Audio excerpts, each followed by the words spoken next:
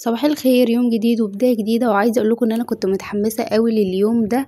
تمام، بس حصل فيه حاجات قوي مش لذيذة ونسيت اصور حاجات كتير. اول حاجة بقى، قمت من النوم رتبت سريري وفتحت الشباك ورتبت بقى المكتب بتاعي عشان ما كانش مترتب، واوضتي ما كانتش مترتبة، وجهزت لبس عشان خرجت على الصبح كده. كنت في مشوار يعني، وبعدين قبل ما اخرج صليت الصبح. عايزه اقول لكم نصيحه كده، وانتوا بتصلوا لازم تلبسوا شراب علشان ما ينفعش تصلوا من غير شراب. خدت بقى المفتاح بتاعي علشان دايما بنساه. وقبل ما اخرج بقى غسلت اسناني دلوقتي يا جماعه وعملت انا جيت كوبايه من شاي بره. بعد ما جيت من تمام. بره. تمام. المهم فطرت والله، بس نسيت اصور لكم، انا بنسى قوي بجد.